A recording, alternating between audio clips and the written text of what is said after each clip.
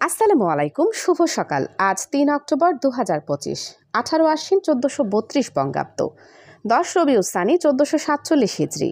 জানিয়ে দিচ্ছি বাংলাদেশের স্বনামধন্য বেশ কয়েকটি পত্রিকার অনলাইন ভার্সনের শিরোনামসমূহ। প্রথম আলো। ওটিটির নতুন সিনেমা সিরিজগুলো দেখেছেন কি? শিল্পকলা, সালভাদর দালির মনোজগৎ। মিশিগানে দুর্গোৎসব উদযাপিত, ৩ বছর পর অর্থহীন। সাদা মেঘের দল নেমেছে জমিনে। ভাষা সংগ্রামী আহমদ রফিক মারা গেছেন। বাংলাদেশ আফগানিস্তান, ৯ রানে ৬ উইকেট হারালো বাংলাদেশ। গাজা অভিমুখী নৌবহর, ফেসবুকে ভিডিও বার্তা দিলেন শহীদুল আলম। নারী বিশ্বকাপ, বল হাতে দুর্দান্ত মারুফা, ব্যাট হাতে রুবাইয়া, পাকিস্তানকে উড়িয়ে বিশ্বকাপ শুরু বাংলাদেশের। গ্লোবাল সুমুদ ফ্লোটিলার জাহাজে জলকামান ব্যবহার করেছে ইসরায়েলি বাহিনী। চলে যাচ্ছি দৈনিক ইত্তেফাক পত্রিকার পাতায়। ভাষা সৈনিক আহমদ রফিক মারা গেছেন।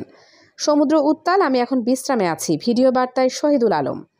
যুদ্ধের জন্য রাশিয়ার উপর নিষেধাজ্ঞা দিলেও ইসরায়েলকে এড়িয়ে গেলেন ফিফা প্রেসিডেন্ট। পাকিস্তান নিয়ন্ত্রিত কাশ্মীরে সহিংস বিক্ষোভ, নিহত অন্তত ৮ জন। বিশ্বের সাম্প্রদায়িক সম্প্রীতির অনন্য দৃষ্টান্ত বাংলাদেশ, হাসনাত আবদুল্লাহ। পাকিস্তানকে বড় ব্যবধানে হারিয়ে বিশ্বকাপ যাত্রা শুরু বাংলাদেশের। চলে যাচ্ছি যুগান্তর পত্রিকার পাতায়।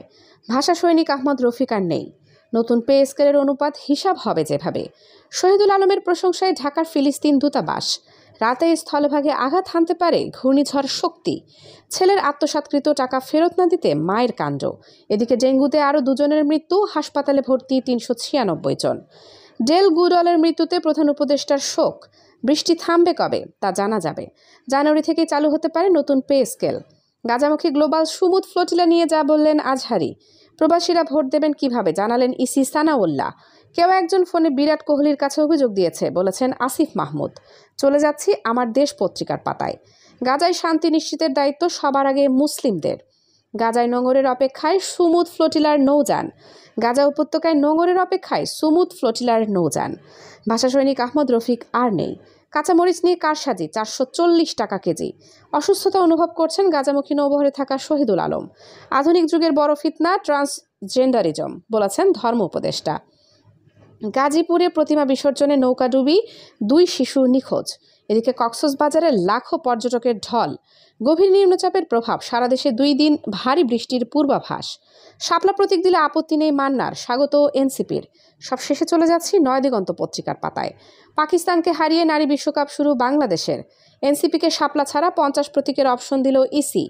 গাজায় ইসরায়েলি হামলায় নিহত 73 ফিলিস্তিনি। নিউ ইয়র্ক থেকে দেশে ফিরছেন প্রধান উপদেষ্টা। জুলাই সনদে 3 বিকল্প। ভাষা সৈনিক আহমদ রফিক আর নেই। ইসরায়েলের আশদোদ বন্দরে আটকে আছে গাজামুখী ত্রাণবহরের 3 জাহাজ। গাজামুখী ফ্লোটিলার নৌবহরে ইসরায়েলের বাধায় বিশ্বজুড়ে নিন্দা। ডেঙ্গুতে 2 জনের মৃত্যু, হাসপাতালে ভর্তি ৩৯৬ জন। শিগগিরই দেশে ফিরবেন তারেক রহমান। বাংলাদেশকে ১৫২ রানের লক্ষ্য দিল আফগানিস্তান। দাগনভূয়ায় বাস উল্টে নিহত 3, আহত 10 জন। বিসর্জনের মধ্য দিয়ে শেষ হলো শারদীয় দুর্গোৎসব। গাজাগামী ত্রাণবাহী জাহাজের নিরাপত্তা বিধানের আহ্বান জামায়াতের। সবশেষে জানিয়ে দিচ্ছি আবহাওয়ার সংবাদ। আজকের সম্ভাব্য সর্বোচ্চ তাপমাত্রা 29 ডিগ্রি সেলসিয়াস এবং সর্বনিম্ন তাপমাত্রা 26 ডিগ্রি সেলসিয়াস। সারা দেশের বিভিন্ন জেলায় হালকা থেকে মাঝারি বৃষ্টিপাত হতে পারে।